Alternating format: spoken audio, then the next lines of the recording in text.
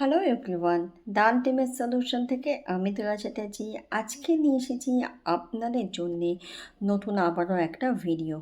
এটা একটা long video হতে চলেছে।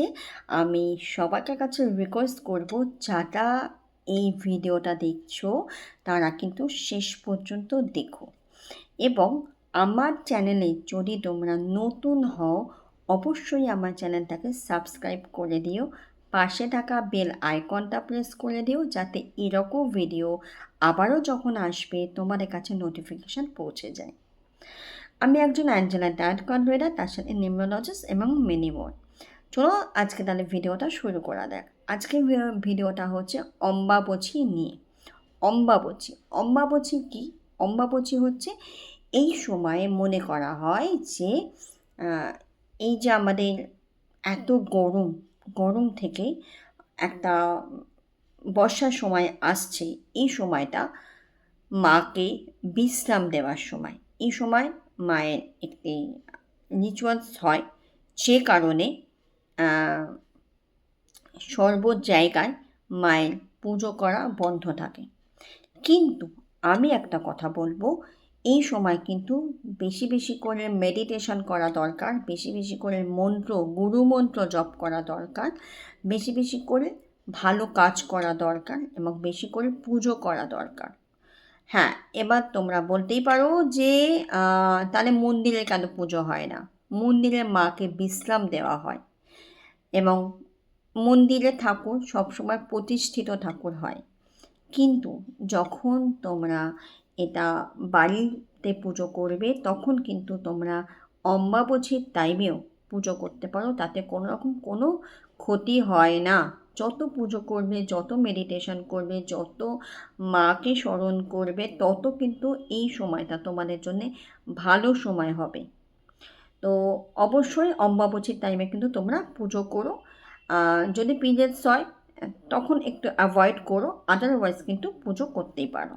এবার আসবো এই বছর 2025-এ কবে থেকে কবে অবধি অম্বাবচী থাকছে। 2025-এ 22শে জুন রবিবার সকাল 11:59 থেকে 26শে জুন বৃহস্পতিবার সকাল 7:02 পর্যন্ত অম্বাবচী থাকছে।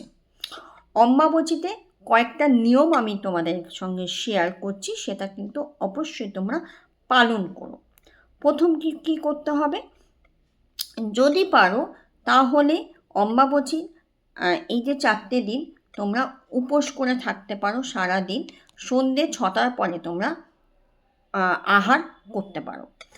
যদি স্বাভাবিক এখন আমাদের যা লাইফস্টাইল, এটা হয়তো সম্ভব হবে না। যদি সেটা সম্ভব না হয় তাহলে তোমরা একটা সার্টেন টাইম অবধি অন্তত সকালবেলা ঘুম থেকে উঠে 2-3 ঘন্টা উপোস করে তারপরে পুজো দিয়ে তারপরে তোমরা যে কোনো খাবার দাবার খেতে পারো, ঠিক আছে?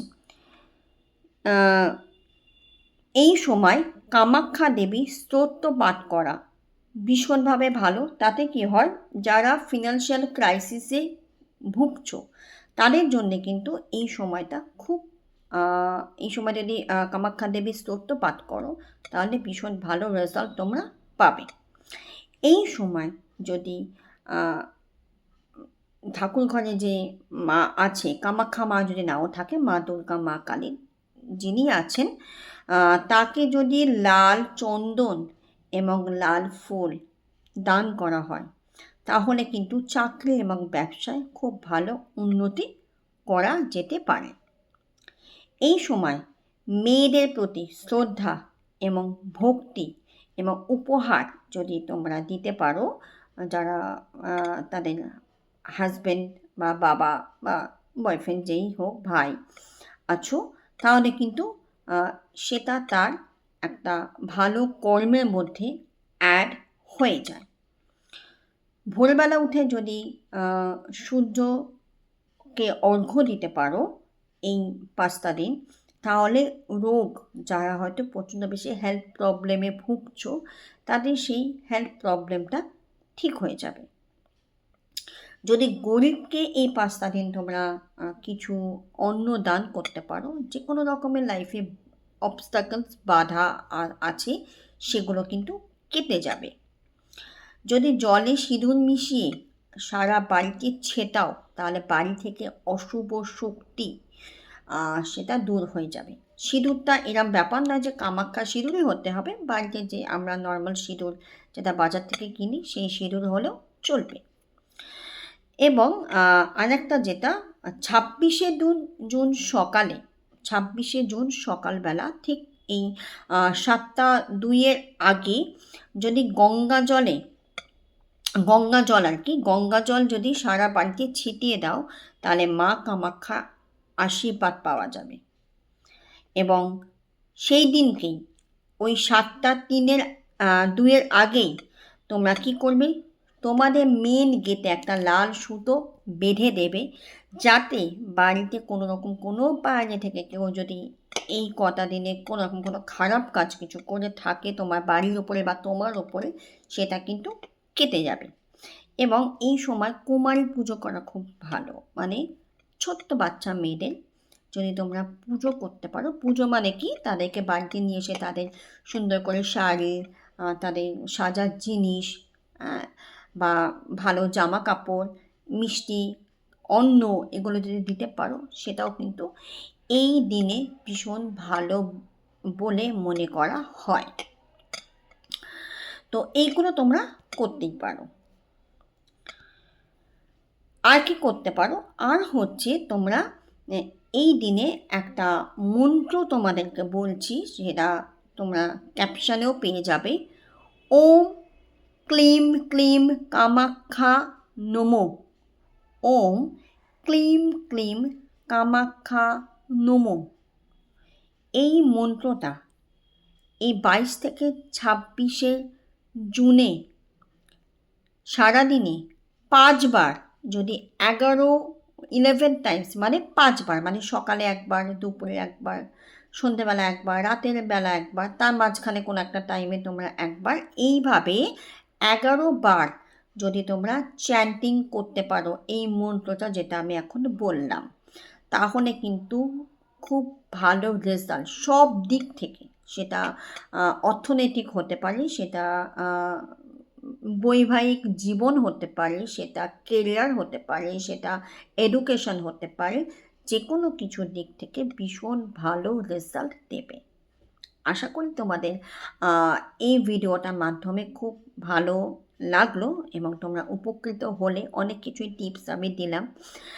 আর একটা যেটা হচ্ছে, সন্ধেবেলা মানে 26 তারিখ সন্ধেবেলা তোমরা কি করবে, একটি সিঁদুরের কৌটো নেবে।